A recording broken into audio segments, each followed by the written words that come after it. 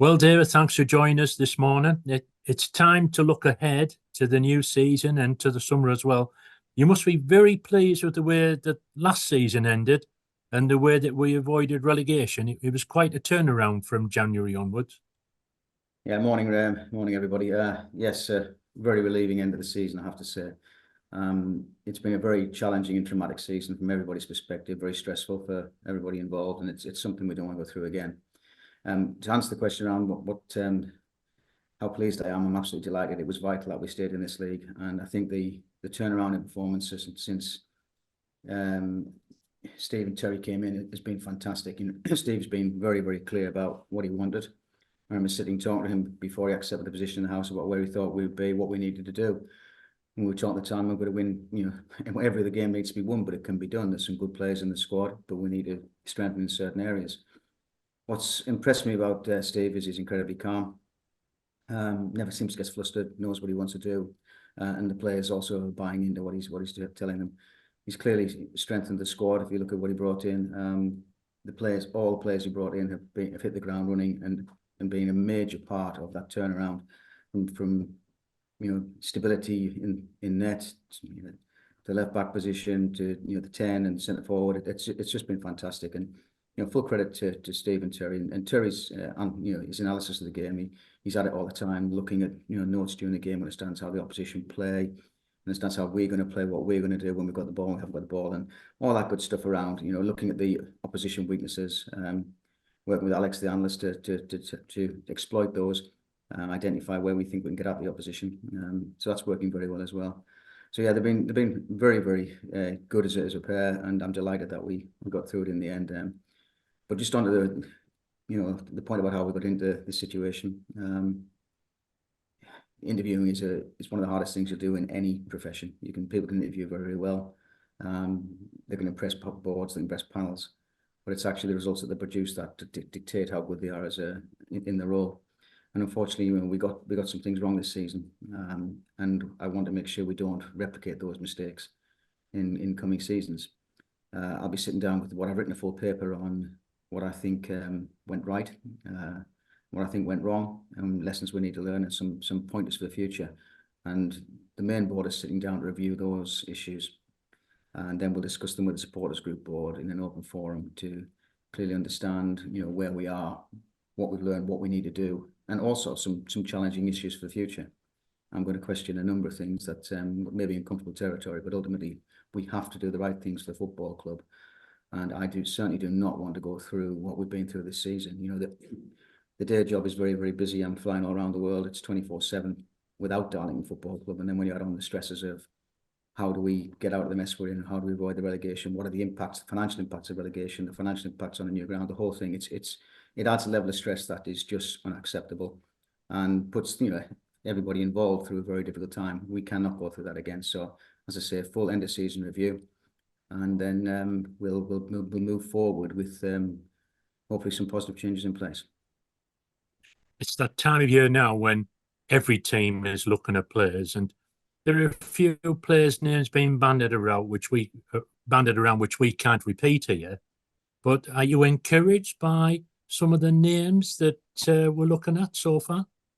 That's a very teasing question for the fans, Ray. But look, I know the type of player Steve wants to bring in. I know he wants to do. I have to say, we started working on next season, literally the day after the last game of the season. Steve was straight onto it, knows what he wants to do. You've seen players already moving out. Steve's talking to the players about the options and new contracts, but also the caliber player is looking at, look, we know what we've got to do. He knows what he wants to bring in. But as every season, there's a lot of players who you'd like to bring in, and everybody's after those players. I think what is interesting is that players are talking to us who, I'm quite impressed by the caliber of those players who actually expressed an interest, and whether we can get those deals over the line remains to be seen. But it's certainly, if we'd gone down, there was no chance of that.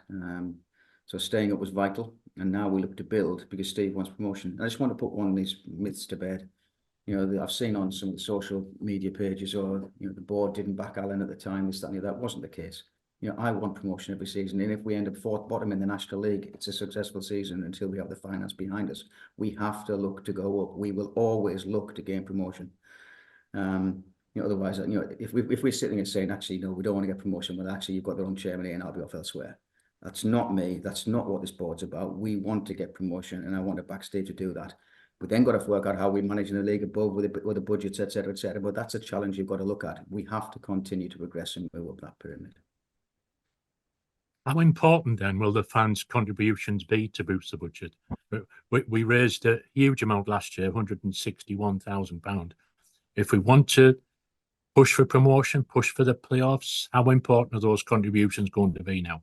It's going to be huge. The last year's boost budget was outstanding.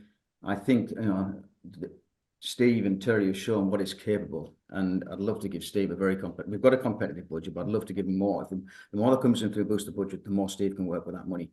It's very interesting. You talk about football structures, and the players that were brought in under the previous regime just were not good enough to play at this level. And I think you've seen that they're either injury prone or they're not at the right level to impact on games. The players Steve has brought in have had a huge impact on our season. So there's an element of you looking at the manager and their ability to spend money wisely. And I think under Steve, we've got that. And it's also, it was good to see the players that we brought in at the start of the season. They've also stepped up. So it's about adding quality to what was already a good squad that were playing badly under the previous manager. So the more we can give to Steve to build that, the better. So, again, this is a passionate plea to the fans. Every penny you get in is going towards that squad. If we can beat last year's budget, obviously Steve knows what he wants and what he's working with. But if we can go past it and give more, then he will spend that wisely and attract the right kind of player to the football club. Yeah, the fan support in the season just ended was crucial, wasn't it? With Boost the Budget 2. Yeah, when that was launched there in January, and Steve was able to bring in players like Cedric Main, Matty Cornish, and Scott Barrow, and made a key difference, isn't it? Absolutely. We discussed it long and hard whether we did a mid-season boost the budget. Obviously I wanted to do it, and the supporters group backed us with that. They said, yes, let's get on and do this.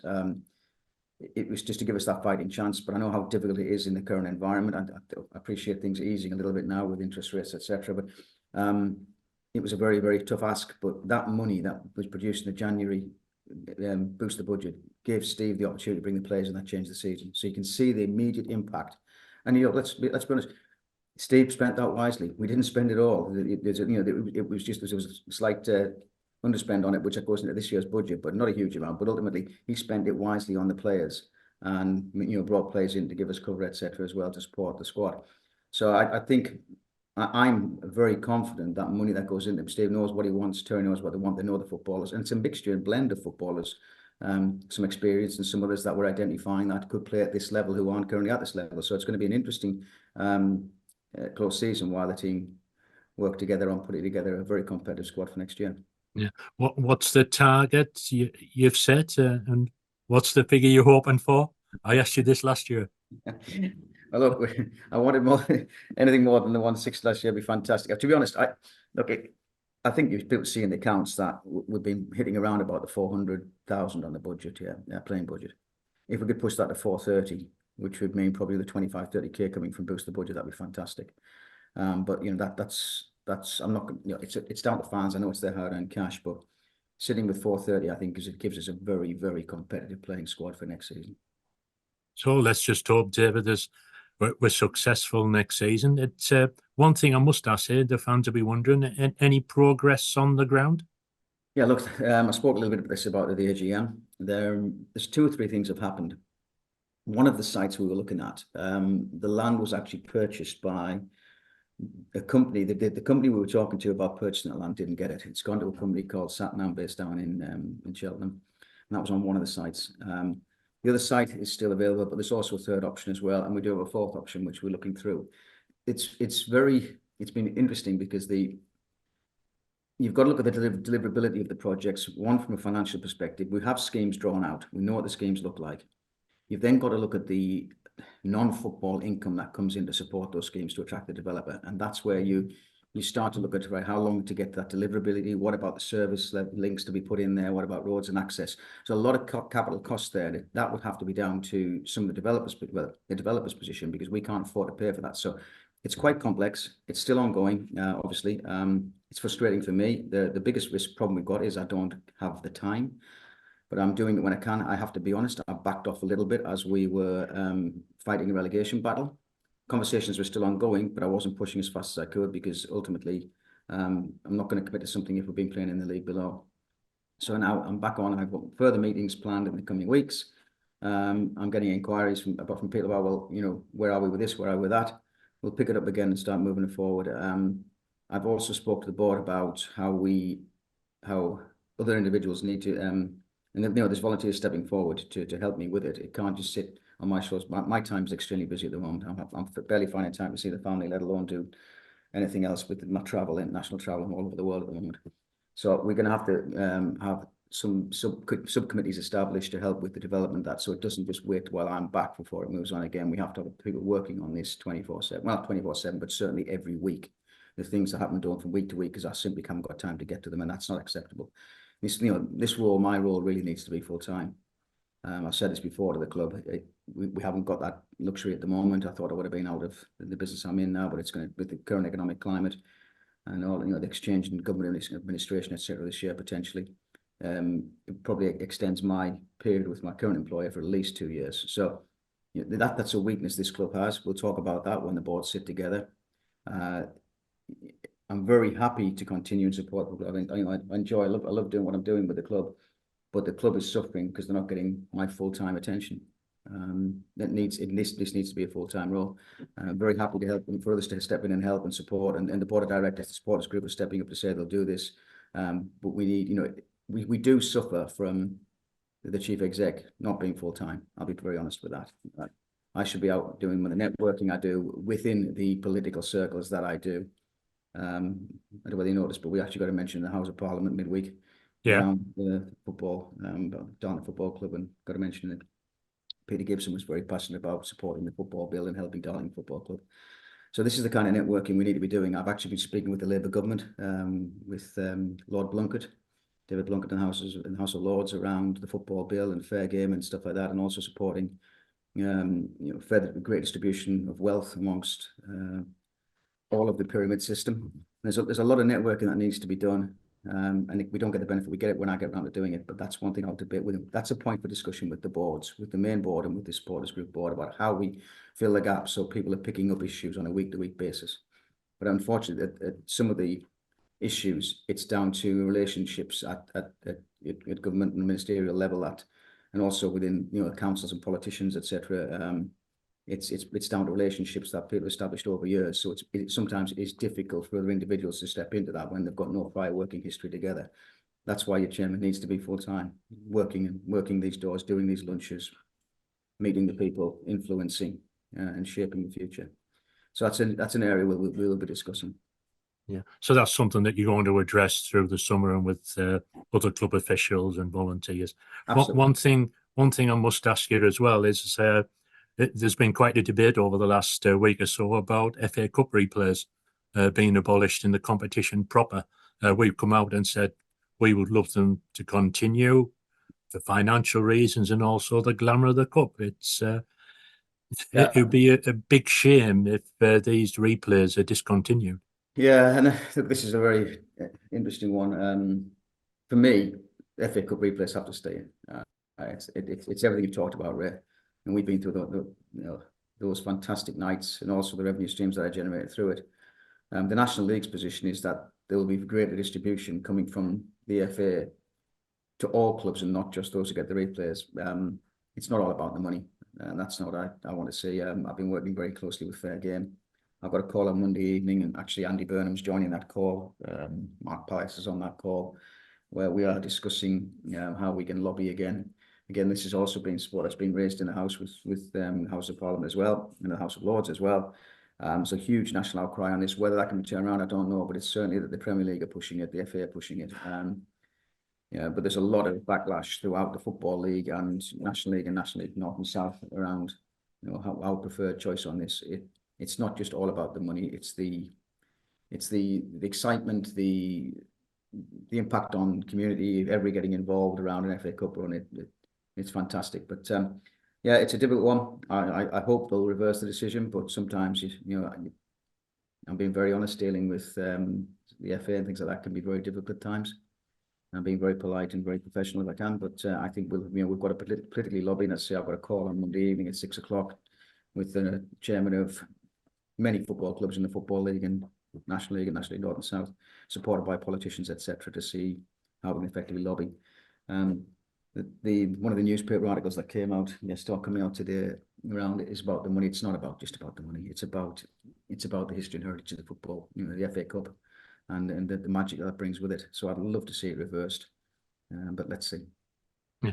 So, David, finally, there's still plenty to look forward to. We're optimistic here at Darlington Football Club that we can sign some good players during the summer. We can make a big impact at the top end of the league next season, and hopefully happy times ahead. Yeah, that's it, Ray. Just again, let's look forward now. That season's done and dusted. It's over with. Let's learn from mistakes. Let's move on. But I'm excited about the future. I've seen, also it's not just when you look at the way we've been playing football. That's pleasing to watch. It's pleasing to the eye. We get it down and we play. And if you look at the last two home games when we've had a gale force wind blowing from one end of the ground to the other, we've actually played better against the wind because we've actually got the ball down and passed it and created chance after chance after chance. And that's exciting. It's not just about winning games. It's about how you play the game as well. I like the way that Steve and Terry play that game, and it suits our players as well. So yeah, I'm very excited about the future, as I am every close season. Let's hope we get the recruitment right this season. I'm sure we will under Steve. And let's look forward to, and again, look, this boost the budget is going to be vital for our fans. I never ever take that for granted. It's your hard-earned cash. You own the football club, but the more you put in, the more it gives Steve to push that squad forward. I'm hoping a record boost the budget, and then every penny will go to Steve to strengthen. He knows what he wants, knows the targets. We've talked through several of those. I've had talks with some agents as well. So look, it's an interesting time, but there's a long way to go in getting the squad ready. But again, I've got a call with Steve in about 30 minutes on that very subject, so never stops. But look, just thank you to the fans for everything, for standing by the club. We went through a very difficult time. And if you look at the crowds we've generated over the last 10 games or so, it's phenomenal. Came through, supported, got behind the club numbers, got behind the fans. You never once turned on the fans. It's fantastic. The support you gave them was brilliant. The noise you generate was brilliant. And I know how much the players really respect that and thank the fans for it. It makes a massive difference. And I'm just waiting to see how much I've got to pick up the bill for that last journey home after the Chester game. I did offer to do that. I'm scared to see the bill, but I think it was a very good party on the way home after Chester. Yes, you missed a good sing-song. Oh, as long as you the sing-song, I'm more worried about the drinks bill, to be honest, Ray. But it was, to be fair, the players, they didn't have a drink at all in any of the games right until after that Chester game. There was nothing midweek, nothing at all. And I said, look, boys, go and celebrate. And I'm just waiting to pick the bill up now. But anyway, David, let's hope, as you say, for a great summer and a great new season. Yes, thanks, Ray, and thanks to fans. And look, we'll continue to have dialogue around the ground, etc. It is frustrating, but I've got to be honest, I backed up a little bit when we were in difficult times. I'm having meetings set up with 2 developers, to be honest, in the coming weeks, and to look to explore some of the different options. I have the options through. I've got the options costed. I also then need some further meetings with the council, but that's all to come in the coming weeks.